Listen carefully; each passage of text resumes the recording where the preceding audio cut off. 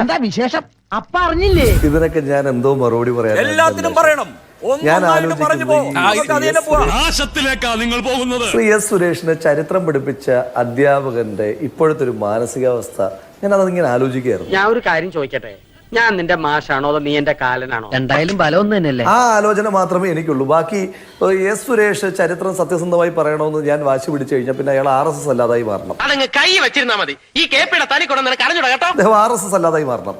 ഇപ്പൊ നാളെ ഒരു ചാനൽ ചർച്ചയിൽ പങ്കെടുത്തിട്ട് അദ്ദേഹം വേണമെങ്കിൽ പറയും മഹാത്മാഗാന്ധിയെ പിന്നെ പോയിന്റ് ബ്ലാങ്കിൽ നിന്ന് വെടിവെച്ചത് ശ്രീ രാഹുൽ ഗാന്ധി അല്ലേ എന്ന് ചോദിക്കാനും ഒരു RSSകാരന് മടിയുണ്ടാവില്ല. ചരിത്രബോധവും അവർ ചരിത്രത്തെ പഠിക്കുന്നതുമൊക്കെ ഇവിടെ താങ്കൾ സൂചിപ്പിച്ചതുപോലെ അറിയാൻ പാടില്ലെങ്കിൽ പിന്നെ ഇടക്ക് കയറി എന്നാത്തിനാട് ഒപ്പും. വാട്സപ്പ് സർവകലാശാലയിലൂടെ രാഹുൽ ഗാന്ധിക്ക് മെച്ചപ്പെട്ട വിദ്യാഭ്യാസം കൊടുക്കണം. അതാണല്ലോ എസ് സുരേഷിന്റെ അഭിപ്രായം.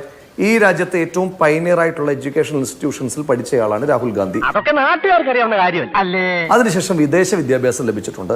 തിരിച്ച് ഞാൻ ശ്രീ നരേന്ദ്രമോദിയുടെ വിദ്യാഭ്യാസ യോഗ്യതയെ പറ്റി ചോദിച്ചാൽ എനിക്കും കൂടെ നാണക്കേടാകും. കാരണം അദ്ദേഹം ഇന്ത്യയുടെ പ്രധാനമന്ത്രിയാ. എന്തോ കുത്തി പറയുന്ന പോലെ എനിക്ക് ഫീൽ ചെയ്യുന്നുണ്ട് കേട്ടോ.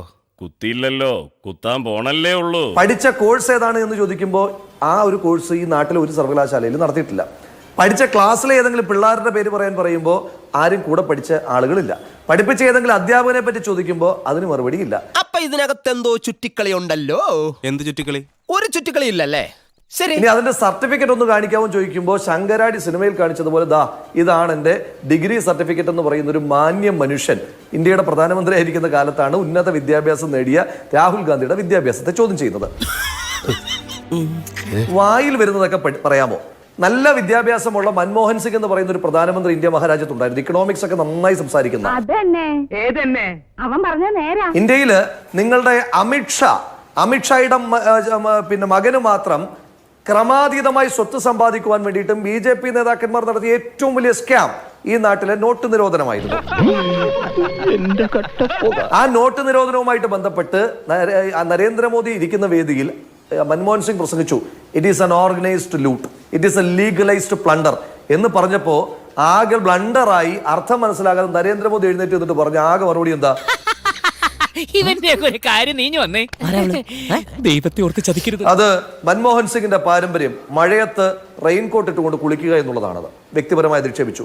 ലീഗലൈസ്ഡ് പ്ലണ്ടർ ആണെന്നുള്ളതിനോ ഓർഗനൈസ്ഡ് ലൂട്ട് ആണെന്നുള്ളതിനോ അതിന്റെ ഓരോ കണക്കുകൾ വെച്ചുള്ള അദ്ദേഹത്തിന്റെ മറുപടിക്ക് എന്തെങ്കിലും തിരിച്ചു മറുപടി പറഞ്ഞോ? ഇല്ല. നരേന്ദ്രമോദിയുടെ പശ്ചാത്തലം എന്താണെന്നും സംഘപരിവാറിന്റെ പശ്ചാത്തലം എന്താണെന്നും ഒക്കെ ഈ രാജ്യത്ത് നല്ല ബോധ്യമുണ്ട്. പിന്നെ മഹാത്മാഗാന്ധിയെ ജവഹർലാൽ നെഹ്റു പിടിച്ച് താഴെയിട്ടു. ചരിത്ര നിന്ദയല്ലേ? ഈ ജവഹർലാൽ നെഹ്റുവിനെ ഇന്ത്യയുടെ പ്രധാനമന്ത്രിയായിട്ട് വെച്ചതാരാ? ഈ ജവഹർലാൽ നെഹ്റുവിനെ ഇന്ത്യയുടെ പ്രധാനമന്ത്രിയായി അവരോധിക്കുന്നത് മഹാത്മാഗാന്ധിയാണ്. ആ ചരിത്ര സത്യം പോലും അറിയാത്ത, അതുമായിട്ടൊക്കെ ബന്ധപ്പെട്ട എത്രയെത്ര അനുഭവക്കുറിപ്പുകൾ, അവരുടെ കത്തിടപാടുകളൊക്കെ ഈ രാജ്യത്തുണ്ട്.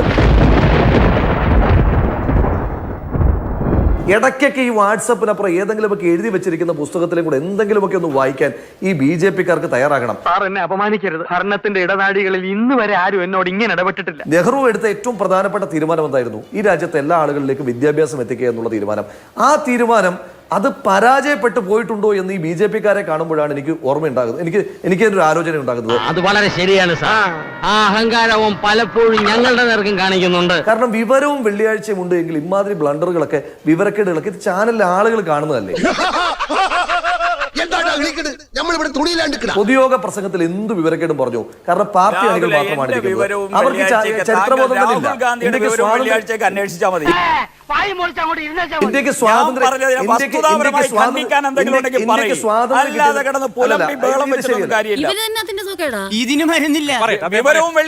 രാഹുൽ ഗാന്ധിയെ പഠിപ്പിച്ചിട്ടുണ്ടായിരുന്നു. അല്പന ഐശ്വര്യം കിട്ടിയാൽ അർദ്ധരാത്രിക്ക് ഉടപിടിക്കുന്നു കേട്ടിട്ട് താങ്കൾ ചോദിച്ച ഓരോ അല്ലെങ്കിൽ ചട്ടം അഭിപ്രായം ചോദിച്ചാൽ തനിക്ക് തോന്നുന്ന അഭിപ്രായമാണ് പറയുന്നത്. പിന്നെ തനിക്ക് തോന്നിയ അഭിപ്രായം ഞാൻ പറയണം? എന്തെങ്കിലുമൊക്കെ വിളിച്ചു പറയരുത്. കാര്യം വസ്തുതാപരമായിട്ട് ഖണ്ഡിച്ചു പോയിക്കോ. ഞാനും അതിന് തയ്യാറാണ്. ചരിത്രപരമായി ഖണ്ഡിച്ചു പോകാൻ ഞാനും തയ്യാറാണ്. അങ്ങ് എന്തെല്ലാം വിവരക്കേടുകൾ പറഞ്ഞു. ഞാൻ എന്തെങ്കിലും വീഡിയോ അവിടെ തീർന്നിട്ടില്ല, ബാക്കി വന്നിട്ട് തരുന്നുണ്ട്. ഒന്നൊന്നായിട്ടല്ലേ പറയുന്നേ? വിദ്യാഭ്യാസ യോഗ്യത, രാഹുൽ ഗാന്ധിയുടെ വിദേശ വിദ്യാഭ്യാസം വരെയുള്ള ഇന്ത്യയിലെ പയനീർ ഇൻസ്റ്റിറ്റ്യൂട്ടുകളിൽ നിന്ന് പഠിച്ചത് തൊട്ട് വിദേശ വിദ്യാഭ്യാസം വരെയുള്ള ഒരു ഉദാഹരണം ഞാൻ പറഞ്ഞു. തിരിച്ച് നരേന്ദ്രമോദി പഠിച്ച സ്ഥാപനം ഏതാണെന്നെങ്കിലും താങ്കൾ പറഞ്ഞു തന്നാൽ മതി. ഇവിടെ അവിടെ അവിടെ എന്തുവാണ് അവിടെ ഇവിടെയൊക്കെ ചൂണ്ടുന്നത്? കോഴ്സ് ഏതാണെന്ന് പറഞ്ഞു തന്നാൽ മതി. ഒരു വസ്തുതാപരമായ മറുപടിയായോ? ഒരു പൂവെടുത്ത് ചെവിയിൽ വെച്ചിട്ട് റോഡിൽ കൂടി ഒന്ന് ഓടിയാലോ എന്ന് ആലോചിച്ചിരിക്കുകയാണ് ഞാൻ. 2, താങ്കൾ പറഞ്ഞ രണ്ടാമത്തെ വിവരക്കേടായിരുന്നു ഗാന്ധിജിയെ പിടിച്ച് താഴെ ഇറക്കിയത് ജവഹർലാൽ നെഹ്റു ആണെന്ന്. ചരിത്രം എന്താ? ഗാന്ധി നെഹ്റു തമ്മിലുള്ള കത്തിടപാടുകളെ പറ്റിയും ഏറ്റവും ഒടുവിൽ നെഹ്റു പ്രധാനമന്ത്രിയാകുമ്പോൾ രാജീവ് ഗാന്ധി കൊടുത്ത ഉണങ്ങിയ ഇല വരെയുള്ള ഈ രാജ്യത്തെ ഒരുപാട് ചരിത്രപരമായിട്ടുള്ള ഓർമ്മപ്പെടുത്തലുകൾ അത് താങ്കൾ പറഞ്ഞ വാദം എത്ര ദുർബലമാണ് എന്ന് തെളിയിക്കപ്പെടുകയല്ലേ? ഇനി ചോദിച്ചോട്ടെ, നിങ്ങൾ ഗാന്ധിജി എന്നൊക്കെ പറയാൻ തുടങ്ങിയല്ലോ ശ്രീ എസ് സുരേഷേ. പറച്ചിൽ കേട്ടതൊന്നും ഗാന്ധി ഓട്ടോ ഇടിച്ചാണ് മരണപ്പെട്ടതെന്നല്ല. ഞാൻ ഒരുപാട് തവണ തന്നോട് പറഞ്ഞിട്ടുണ്ട് ഇവിടെ ഇങ്ങനെയുള്ള ചുറ്റിക്കളിയൊന്നും ഉണ്ടാക്കരുതെന്ന്. ഇപ്പൊ എന്തായി? ഞാനും ആപ്പിലായി. നിങ്ങളുടെ RSSന്റെ ശ്രീ എസ് സുരേഷിന്റെ തലയുടെ മസ്തിഷ്കത്തിൽ പ്രവർത്തിക്കുന്ന ചിന്താധാരയുണ്ടല്ലോ, അതേ വിചാരധാരയും ചിന്താധാരയും അരച്ച് കലക്കി കുടിച്ച ഒരു കൈവതം പിന്നെ ഗോഡ്സെ, നാത്തൂറാം വിനായക ഗോഡ്സെ എന്ന് പറയുന്ന മനുഷ്യൻ നിങ്ങളുടെ RSSന്റെ ഹിന്ദു മഹാസഭയുടെ പഴയ പ്രവർത്തകൻ. നീ ഇങ്ങനെ നിരാശയല്ലടാ. നിന്നെ പോലത്തെ ഒരു മരമണ്ടന്റെ കൂടെ ഇങ്ങനെ ഒരു മണ്ടത്തരത്തിന് ഇറങ്ങി തിരിച്ചല്ലോ ഓർത്ത് ചെയ്തു പോയത്. അയാളാണ് മഹാത്മാഗാന്ധിയെ വെടിവെച്ച് കൊന്നത്. അതിനുശേഷം അത് പുനരാവിഷ്കരിക്കുന്നത് നിങ്ങളുടെ തന്നെ നേതാവാണ് ഈ 2020 ആണ്ടിൽ പുനരാവിഷ്കരിക്കുന്നത്. ഈ പാടിന്റെ പുറകിൽ ഒരുപാട് കഥകളുണ്ടല്ലേ ഈശോ മറിയ ഔസേപ്പേട്ട. അതുവരെയുള്ള ഗാന്ധി നിന്ദയുടെ ഒരുപാട് ഉദാഹരണം എനിക്ക് പറയാനായിട്ടില്ലേ. എന്നിട്ടും താങ്കൾ വന്നിട്ട് ഈ ബ്ലണ്ടറുകളൊക്കെ പറയുകയാണ്. ഞാൻ ആ വിഷയം അവിടെ വിട്ടു.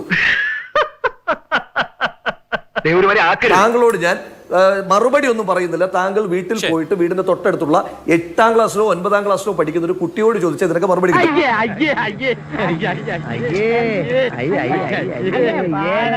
ഇവിടെ അനിൽകുമാർ പറഞ്ഞ ചില കാര്യങ്ങൾക്ക് എനിക്ക് മറുപടി പറയണമെന്നുണ്ട്. പക്ഷെ ഞാൻ എല്ലാം പറയുന്നില്ല, കാരണം ഇപ്പൊ നമ്മുടെ പോരാട്ടം എന്താണെന്ന് എനിക്ക് ഫോക്കസ് ഉണ്ട്. പിന്നെ താങ്കളോട് ഒരു കാര്യം ഞാൻ പറയാം ശ്രീ അനിൽകുമാറെ, താങ്കൾ വാട്സപ്പിൽ കണ്ടത്, ഞാൻ വാട്സപ്പിലെ പ്രചരണം കണ്ടിരുന്നു. VD സതീശന്റെയും പിണറായി വിജയന്റെ 2 പ്രതികരണങ്ങൾ തമ്മിലുള്ള താരതമ്യം. ആ വാട്സപ്പ് യൂണിവേഴ്സിറ്റിയിൽ നിന്ന് വന്ന ആ പോസ്റ്റർ മാത്രമല്ല ഉള്ളത്. VD സതീശൻ ഇന്ന് മാധ്യമ പ്രവർത്തകരെ കണ്ടിരുന്നു. അത് താങ്കൾക്കറിയാമോ? താനൊക്കെ പിന്നെ എന്തിനാടോ ഇങ്ങനെ ആണെന്നും പറഞ്ഞ് നടക്കുന്നത്? VD സതീശൻ ഫേസ്ബുക്കിലൂടെ മാത്രമല്ല പ്രതികരിക്കാറായിട്ടുള്ളത്. മാധ്യമ പ്രവർത്തകരോട് ഈ രാജ്യത്ത് ഫാഷിസത്തിന്റെ കറുത്ത നാളുകളാണ് എന്നും BJPയുടെ ജനാധിപത്യ സംഹാരതാണ്ഡവും രാജ്യത്ത് നടക്കുന്നുവെന്നും ഇതിനെതിരായിട്ട് രാഹുൽ ഗാന്ധിക്ക് വേണ്ടിയിട്ടുള്ള പോരാട്ടം രാജ്യത്ത് ജനങ്ങൾ നടത്തുമെന്ന് ശ്രീ അഭിലാഷിന്റെ ചാനൽ അടക്കമുള്ള മാധ്യമ പ്രവർത്തകരോട് പരസ്യമായി പറഞ്ഞത് താങ്കൾ ഓർമ്മപ്പെടുത്തുന്നു. ഇപ്പോൾ എന്തായി? പള്ളർത്തി കിട്ടിയപ്പോ മതിയായി. 6 ഇഞ്ച് നീങ്ങി ഒരു ചുവന്ന സ്വിച്ച് കാണുന്നുണ്ടോ? കാണുന്നുണ്ട്. ഈ സ്വിച്ചിന്റെ കാര്യമാണ്. സ്വിച്ച് അമർത്തി.